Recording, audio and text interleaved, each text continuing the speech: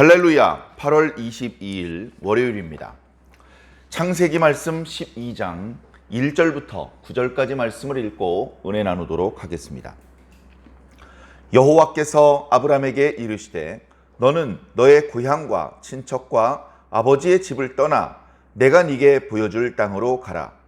내가 너로 큰 민족을 이루고 네게 복을 주어 네 이름을 창대하게 하리니 너는 복이 될지라.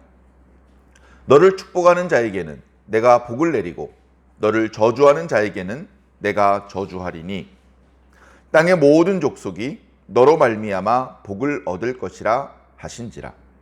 이에 아브라함이 여호와의 말씀을 따라갔고 롯도 그와 함께 갔으며 아브라함이 하란을 떠날 때에 75세였더라.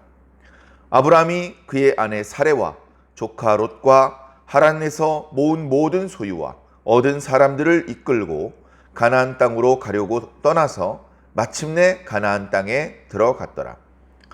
아브라함이 그 땅을 지나 세겜 땅 모래 상수리 나무에 이르니 그때에 가나안 사람이 그 땅에 거주하였더라.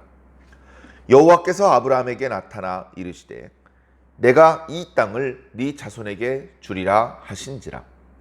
자기에게 나타나신 여호와께 그가 그곳에서 제단을 쌓고 거기서 베델 동쪽 산으로 옮겨 장막을 치니 서쪽은 베델이요 동쪽은 아이라.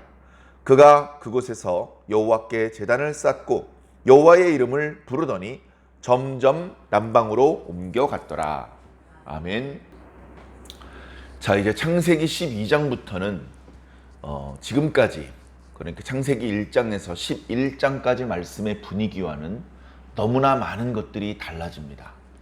그래서 심지어 창세기를 구분 지을 때 1장부터 11장까지를 따로 구분 짓습니다. 아브라함 이전에 전 역사 또는 원 역사라고 이름을 붙이곤 합니다. 그리고 지난 시간에 말씀을 이제 묵상을 할 때 말씀드렸듯이 이제 여러 가지 지금 아브라함이 등장할 때까지 수없이 많은 일들이 있었죠. 천지를 창조하신 역사, 에덴 동산의 일들, 그리고 뭐 가인이 동생을 죽인 일들, 또 뭐 노아의 이야기, 홍수 이야기, 바벨탑 사건, 많은 이야기들이 있었고 그 사이사이에 족보들이 있었음을 말씀드렸습니다. 그 족보들의 의미도 말씀을 드렸고 그 족보들의 의미 중에 중요한 것은 중요한 인물과 인물 사이를 연결하는 그런 의미가 있다라는 말씀을 드렸습니다. 하나님께서 처음 만드셨던 사람이 아담입니다. 하나님께서 직접 이름을 지어 주셨죠. 물론 그 이름의 뜻은 아담아로 만들었기 때문에 너는 아담이라고 할 것이다. 그렇게 말씀하신 것입니다. 사람이 흙에서 창조되었다는 것을 뜻하는, 의미하는 그런 표현이었습니다.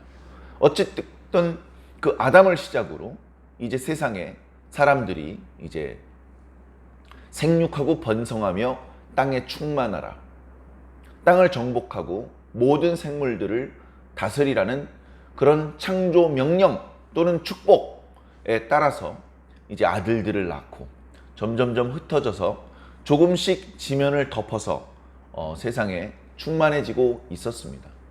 그 와중에 가인이 동생을 죽여서 죄인의 가문을 형성하게 되었고 그 죄는 온 세상을 덮었습니다. 무서운 전염병처럼 모든 사람이 어려서부터 죄를 계획하는 지경에 이르렀습니다. 죄를 기뻐하지 않으시는 하나님께서는 그 죄를 해결하기로 하셨습니다. 한번 청소를 하는 것이죠. 표현하자면 물 청소를 하기로 하신 것입니다. 그래서 여러 아담의 또 다른 아들 셋, 그리고 에노스, 그 계보에 신실하고 의로운 그 가문 중에서 아담의 10대 손 노아를 선택하셨죠. 그래서 여러 가지 이야기들이 있지만 어쨌든 족보를 통해서 아담에서 노아까지 직통으로 연결되고 있다는 것을 보여주었습니다. 노아 때 홍수 사건이 있었고 모든 코로 호흡하는 사람들 또 들짐승과 날짐승들이 죽었습니다. 노아의 방주에 탔던 노아의 가족들과 그리고 그 방주에 함께 탔던 짐승들만 생명을 보존하고 종족을 유전시킬 수 있었습니다.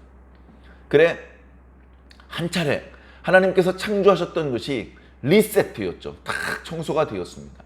그런데 다시 재창조가 일어난 것이죠. 그것으로 완전히 창조가 취소가 되고 없어진 것이 아니라 다시 창조하셨습니다. 다시 물이 물러가고 땅이 드러났고 다시 그 땅에 각종 식물들이 자라기 시작을 했고 또 이 방주의 문이 열리면서 거기서 나온 여러 들짐승들과 날짐승들이 사방으로 흩어지면서 세상에 또 수없이 많은 들짐승과 날짐승들을 유전하게 되었습니다. 아담을 시작으로 세상에 많은 사람들이 살게 되었었지만 그들을 하나님께서 죽게 만드신 이후에 이번에는 노아를 통해서 노아는 홍수가 나기 이전에 아들을 3명을 낳습니다. 셈과 함과 야벳이죠. 그 3명의 아들들을 통해서 이 세상에 또다시 많은 사람들이 이제 채워지고 생육하고 번성하여 땅에 충만하게 만들어 가셨던 것입니다. 물론 일부 죄인들이 하나님께서 지면에 흩어져 살라는 명령을 거역하고 우리 여기에 높은 성읍과 탑을 쌓고 흩어짐을 면하자라고 그렇게 계획한 적도 있었습니다. 하나님께서 그들의 언어를 혼잡하게 하셔서 자연스럽게 그들이 건축을 중단하고 각자 말이 통하는 사람끼리 모여서 사방으로 흩어져 살게 되었죠. 인간의 의지로 하나님의 뜻을 꺾거나 방해할 수는 없습니다. 하나님의 놀라우신 능력과 지혜 앞에 그 어떤 것도 하나님의 뜻을 이루는 것을 막아 세울 수 없었던 것입니다. 그렇게 또 시간이 흘러갑니다. 그래 지난 시간에 우리가 묵상했던 말씀에 보면 셈으로부터 아담까지 10대에 걸친 족보를 소개해주고 있습니다. 그래 결국 아담에서부터 아브라함까지 21대에 걸쳐서 직통으로 연결되고 있음을 성경은 정성스럽게 보여주고 있습니다. 성경은 모든 사실을 우리들에게 알려주는 목적으로 기록된 것이 아니라는 말씀을 여러 차례 드렸습니다. 그러나 어떤 부분은 뭐 이런 걸 이렇게 자세하게 설명을 해줘 싶은 정도로 우리가 믿음의 눈이 떠지지 않았을 때에는 깨닫지 못했을 때에는 이것이 중요한 것인지 느끼지 못했었는데 나중에 알고 보니까 너무나 중요한 것이었죠. 그래서 아브라함으로부터 노아까지 또 셈으로부터 아브라함까지 21대에 거쳐서 연결되는 것입니다. 그리고 당연히 아브라함으로부터 이삭과 야곱과 12아들 야곱의 4번째 아들이었던 유다를 통해서 또 유다의 지파와 이스라엘 나라가 남북으로 분열된 이후에 북왕국이 멸망하고 남왕국이 바벨론으로 포로로 갔다가 다시 돌아오고 이런 길고 복잡한 역사들이 이어지는데 그 과정에서 계속해서 족보들이 기록되게 하여 주셨습니다. 모든 사람들의 족보가 기록된 것은 아닙니다.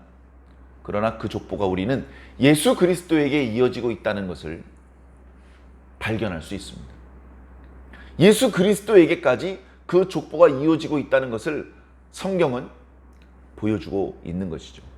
그래 오늘 아브라함이 등장을 하는데 하나님께서 나중에 아브라함이라고 하는 새 이름을 주십니다. 그리고 마태복음 1장에는 아브라함과 다윗의 자손 예수 그리스도의 세계라고 포문을 열면서 아브라함으로부터 예수 그리스도께까지 42대에 걸친 족보를 소개해주고 있는 것이죠. 그래 아담에서부터 예수님에게까지 직통으로 연결되는 것입니다. 당연히 우리 모두는 아담으로부터 우리 각자 본인들에게까지 직통으로 연결되어 있습니다. 많은 우여곡절이 있는지는 모르겠습니다만 결국 이 땅에 있는 모든 사람들은 아담의 자손이고 또 노아의 자손입니다. 거슬러 올라가면 다 친형제 자매나 다름이 없죠. 그런 의미에서 하나님께서 지금 아브라함을 특별히 선택하셔서 아브라함을 통해서 당신의 큰 그림을 만들어 나가기로 하셨지만 본래부터 히브리 사람들은 사랑하시고 이방인들은 미워하셨던 것은 아니었던 것 같습니다.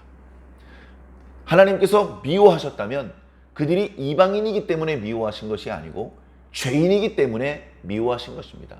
다시 말해 히브리인이라 할지라도 그가 죄를 반복적으로 저지르면 하나님께서 미워하실 수도 있다라는 것을 항상 기억해야 됩니다.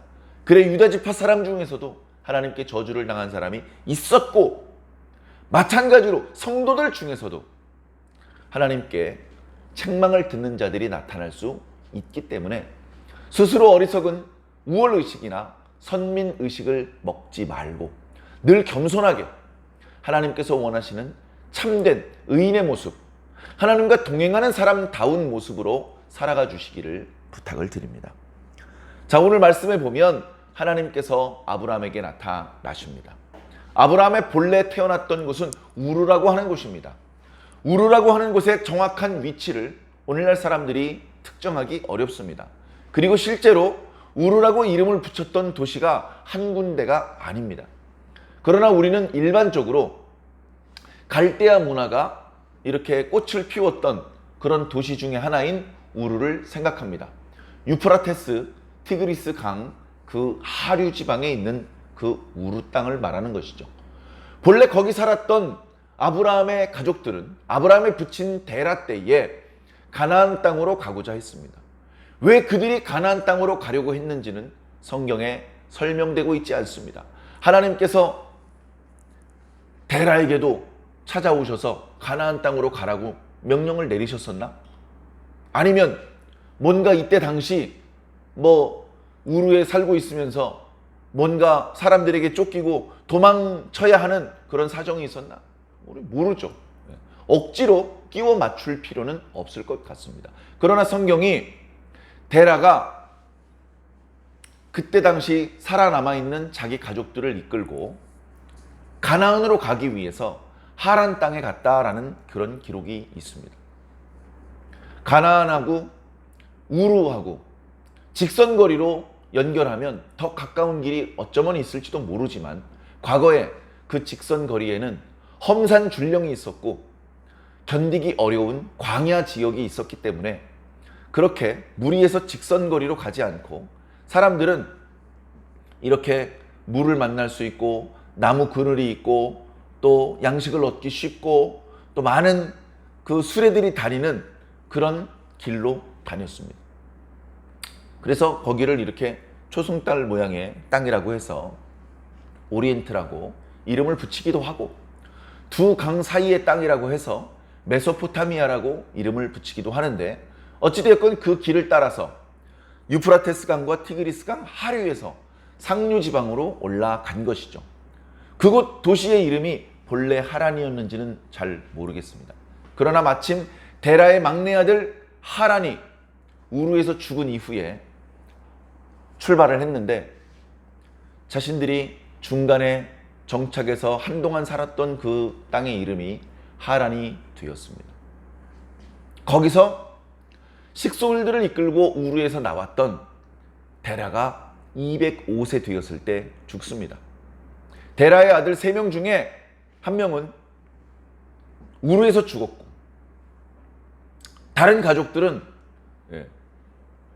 어디로 갔는지 설명이 없습니다. 지금 마치 데라, 아브라함의 아내 사레, 그리고 우르에서 죽었던 하란의 아들 롯, 그렇게만 있는 것 같습니다. 물론 그게 다가 아니고 그들이 소유하고 있는 많은 가축들이 있었을 것이고 또 그 가축들을 함께 돌보는 많은 그런 식구들이 있었을 것입니다. 표현하자면 직원들이 있었을 것입니다. 과거에는 월급을 얼마를 주기로 하고 이런 계약 관계가 아니라 그보다 끈끈한 가족과 같은 그런 관계로 연결되어 있었다고 합니다. 그런 사람들이 이제 있었죠. 그런데 거기서 하란이 죽었습니다. 이제 남겨진 것은 아브라함과 사레 그리고 아브라함의 조카 롯밖에 없었던 것이죠. 바로 그 상황에 하나님께서 아브라함에게 나타나신 것입니다. 아브라함아, 너가 있는 곳을 떠나라. 네 고향을 떠나라. 네 친척을 떠나라. 네 아버지의 땅을 떠나라. 여기서 말하는 고향은 우르라기보다는 하란입니다. 하란에서 꽤 오랜 시간 살았습니다. 이제 겨우 우르를 떠나 하란에 기반을 다지기 시작을 했습니다. 처음에 그 기반을 다지느라고 무척 고생을 했었고 손해를 보았을 것입니다. 그러나 이제 거기에서 한 귀퉁이 땅을 얻어서 그것을 근거지 삼아서 그 지역에 이미 살고 있는 사람과 화친하면서 이제 조금 기반을 잡아나가기 시작을 했을 때인지도 모릅니다. 그러나 그때 하나님께서 말씀하셨습니다. 아니다. 거기가 아니라 내가 너에게 지시할 땅, 내가 너에게 보여줄 땅으로 가라. 오늘 말씀에는 가라라고 하는 말씀이 자주 나타납니다. 하나님께서 가라고 명하셨고 아브라함은 갔습니다. 가고 또 갔습니다. 사실은 하나님께서 가나안 땅으로 가라라고 말씀하지는 않으셨습니다. 내가 너에게 보여줄 땅으로 가라. 그렇게만 말씀하셨습니다.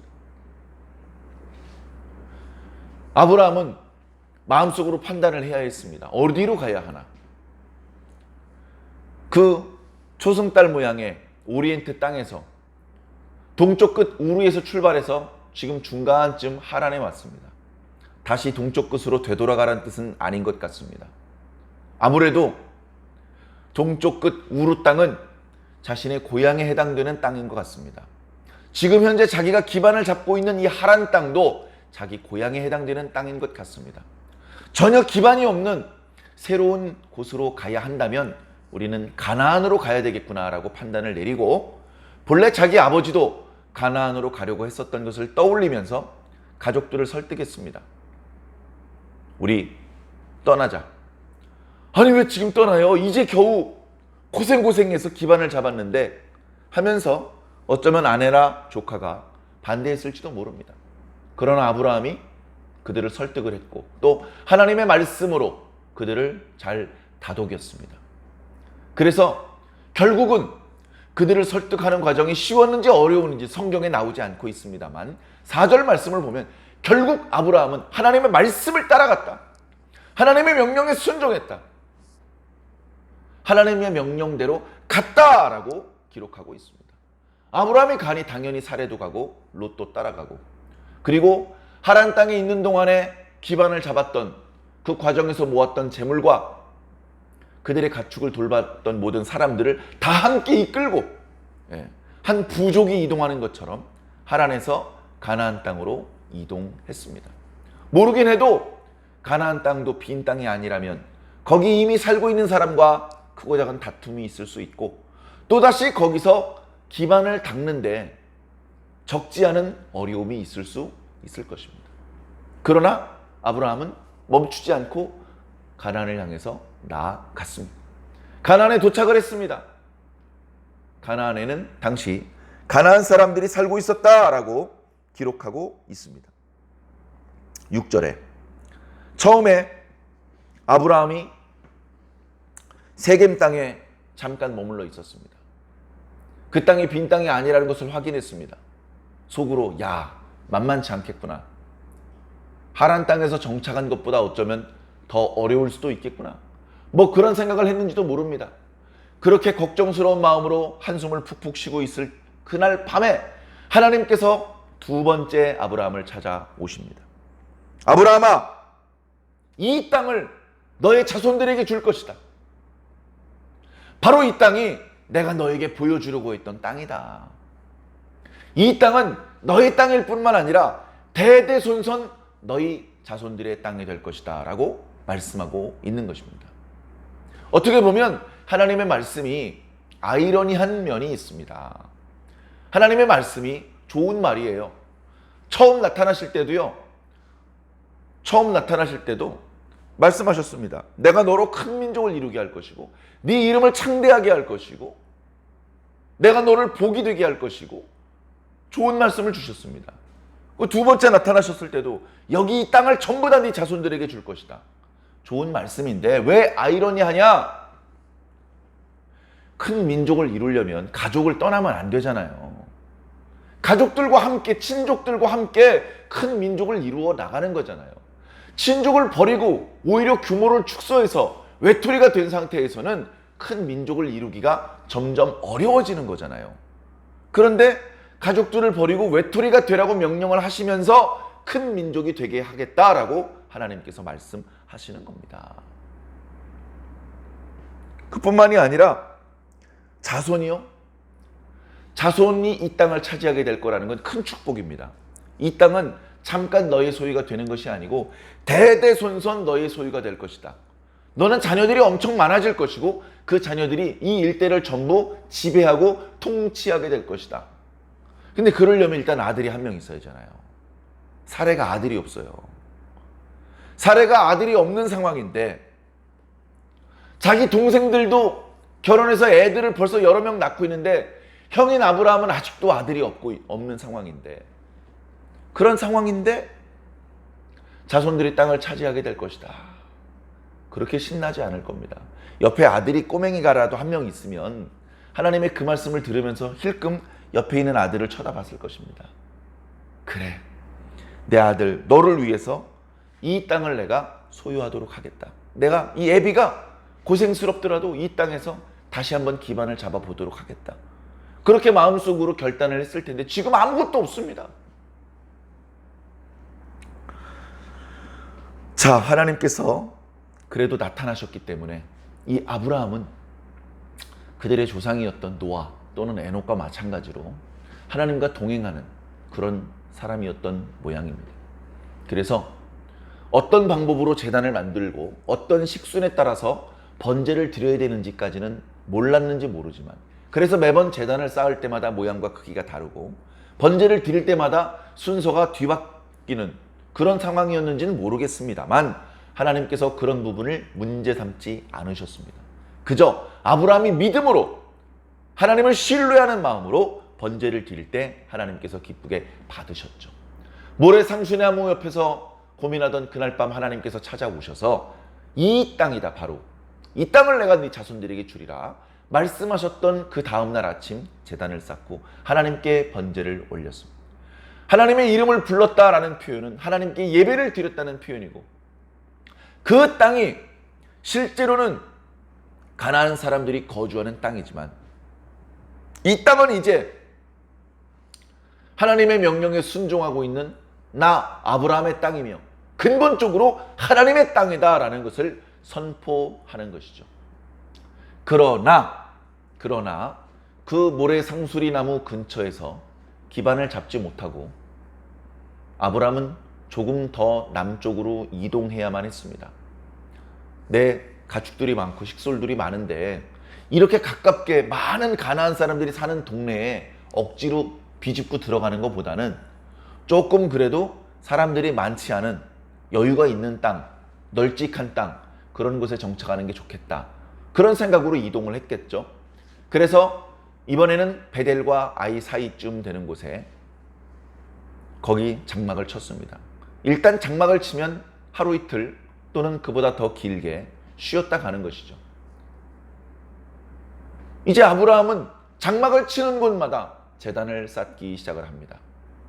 제단을 쌓고 거기서 하나님께 제사를 드리는 것이죠. 하나님의 이름을 부르는 것이죠. 하나님께 기도를 올리는 것이죠. 그리고 베델과 아이 사이에 정착한 것이 아니라 또다시 남쪽으로 더 나아가게 되었던 것입니다.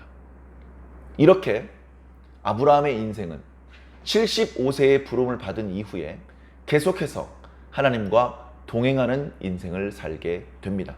나중에 아브라함은 175세를 향년으로